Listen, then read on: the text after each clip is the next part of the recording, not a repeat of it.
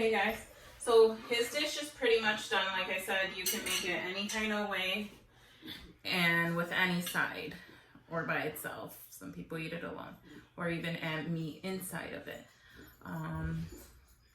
But that's pretty much how you make a mofongo.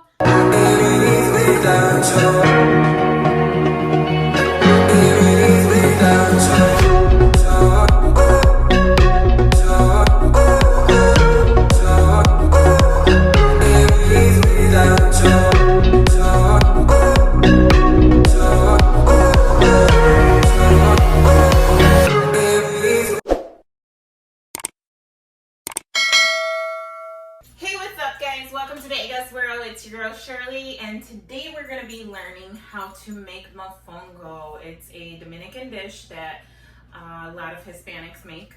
Now it's made out of plantains, which typically you want to look a lot greener than this. But this is still good enough. I mean, for me, I'm not picky, but once it starts getting to the yellow, it becomes like sweet and soft banana. So in order to make a mofongo, you want it to be on the greener side. So we're gonna get started. I'm gonna show you step by step how I make it, which are the basics for anyone making mofongo in general. Now I'll add ingredients along the way. That's more to your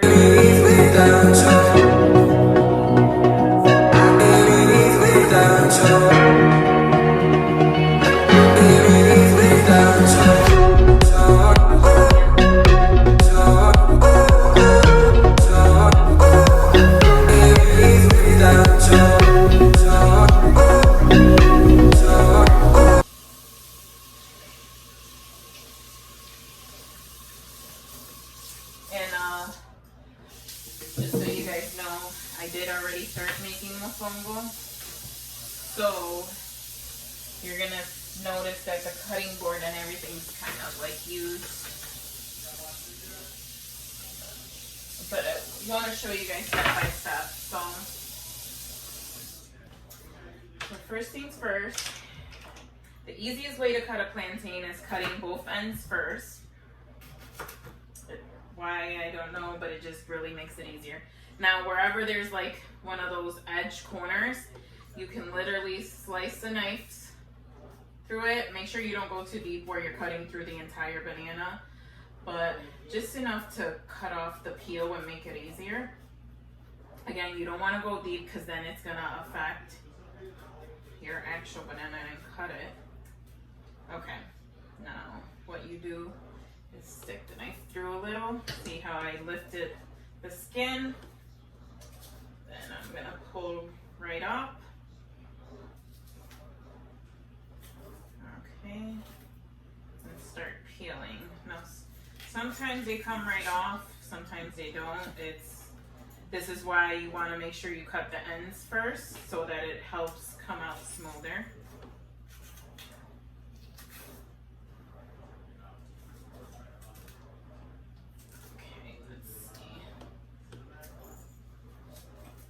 Now this is dinner for my family today. Now, when you do peel it off, guys, you want it to be completely white like that. But if it comes out with a brown spot like that, which you don't want it to be like that, then you can peel it off if it's just the surface with a potato peeler. So it just comes right off and makes the banana usable, or the plantain, versus wasting it. Now if it was like deep in there, just throw the whole thing out. It's not honestly worth the headache.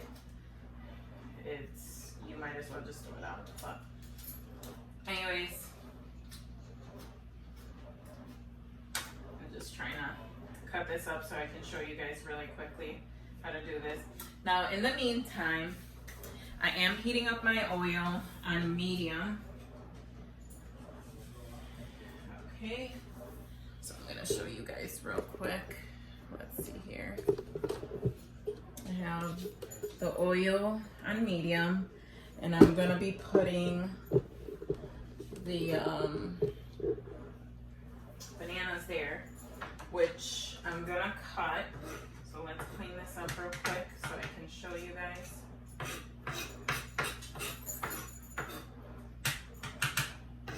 Okay, so now I'm gonna cut the banana, or plantain. I don't know why I keep saying banana, guys. I'm Hispanic, I know this is a plantain, but I don't know. Okay, so that's garbage, but you want it to be like this in these pieces, and then you just put it into the oil. So I'm gonna show you guys now what that looks like. As soon as I cut this other one, because you want them to cook at the same time. Now you can make the size to your liking too. So like one plantain is decent for a mofongo. However, I'm greedy. I make two and I ball them up together. So I'll show you how that works in a sec as well. Now see how much easier it was to take this one out versus the first one. And this one's a lot prettier too. There's no brown on it, thankfully. So let's just take this out. Okay. So this one's a lot prettier. That's what you want them to look like. Let's see if you guys can see that. The rate of the light is like. Okay, now let me cut it. Toss it in the hot oil. You put them in there. You want to let them get brown or yellowish, kind of like this dark color right here. And then you flip them over. So let's see. You want the bottom to get like that, and then you flip it over so that that other side looks like that as well. So once the bottom cooks, you flip them over. Once that's yellow closer to the dark side, you don't want it to burn or get hard either, but you want to make sure the inside's cooking. That's really the goal. Once the inside cooks, guys, I'm going to show you what the next step is. And again, you want to make sure that it's cooked right, because if you do not make sure that the inside is cooked, it'll taste hard and dry and not pleasant. Okay guys, so now with the mofongo, you can eat it by itself, or you can eat it with a choice of meat, or honestly really anything, but some Hispanics chop up meat and put it inside, whether it's pork or chicken. Some just, you know, fry it or marinate it on the side. There's really so many ways to do it, which is one of the reasons why it's my favorite dish. Some shape it into a bowl instead of a ball, which is the ball is what I'm doing today.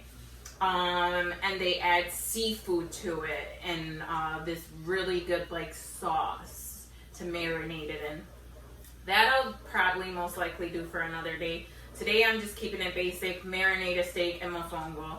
But I'm just sticking to showing you guys how to make the mofongo.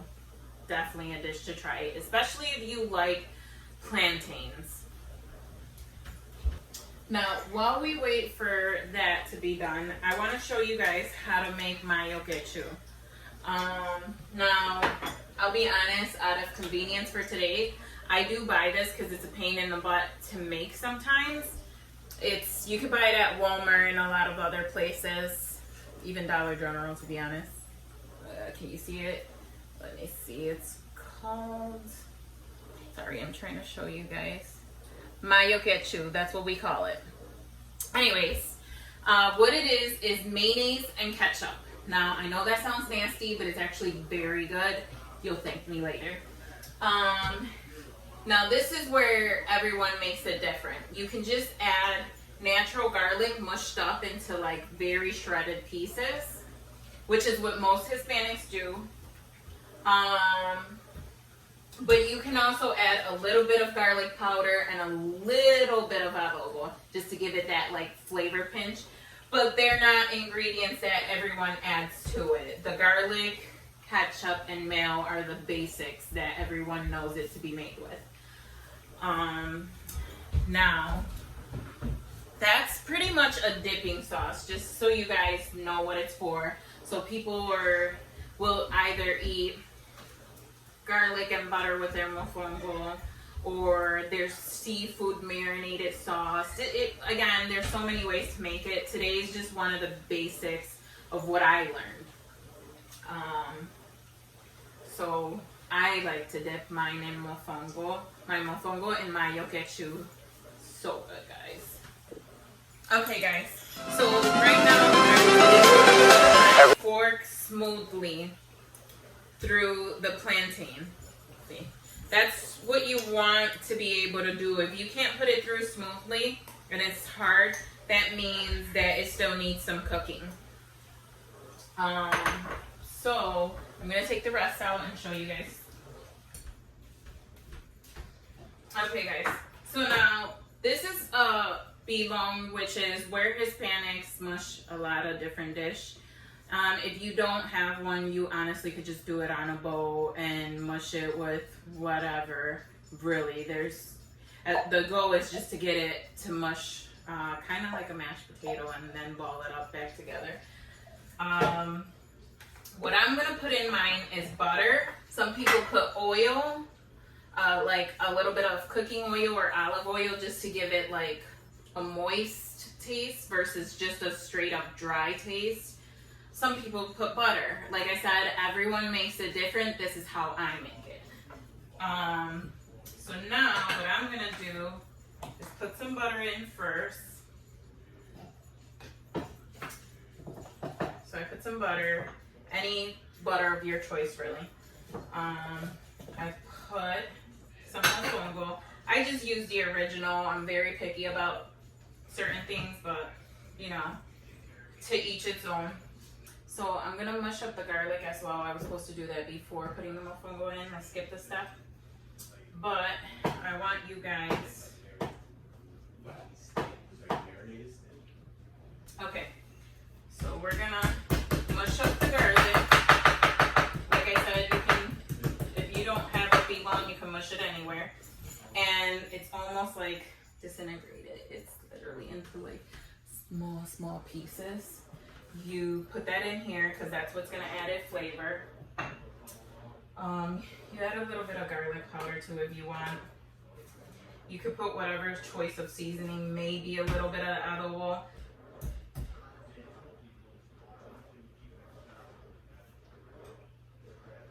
Okay.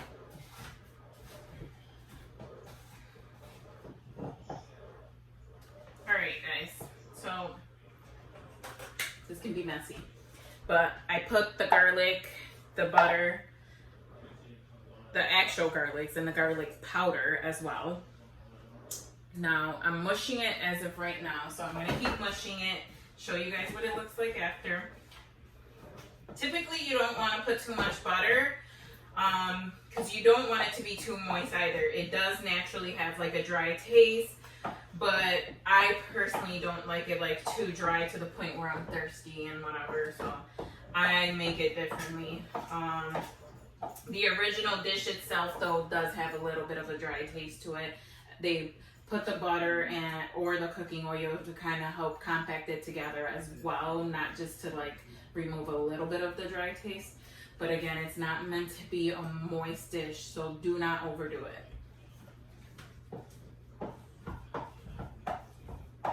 Unless of course that's how you like it. So now this is what it looks like mushed up. What I'm gonna do is place it in this plate. So let me just scooch this over just so you guys are able to see what I'm doing here. I'm gonna place it in the plate.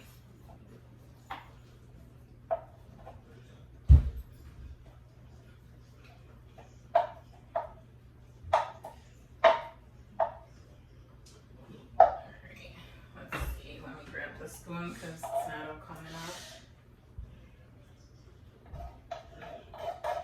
Now make sure there's not like big chunks in here, otherwise it's just not gonna taste right. Make sure everything is mushed up. I'm just making sure everything's mushed up. Just being extra careful. But anyways, so right now it's mushed up. Now again, this is called mofongo. It's not mango. There's a dish similar to this that's called mango. It's a lot softer and sweeter. Definitely not the same in tasting. Some people prefer this over that. Now, what I just did was pat it into a ball. So I want you guys to see that. So it's done. I mean, that it really takes nothing, guys, to make this as well. It's a quick dish. And I'm gonna put marinated steak in his plate so you guys can see the end outcome. We're gonna add some marinated steak, show you guys an example. Okay guys, so I poured the marinated steak for him in a separate bowl because I don't want his mofongo to get like all wet and soggy. It's not meant to be soggy, guys. And let's get him a clean fork here from the dishwasher.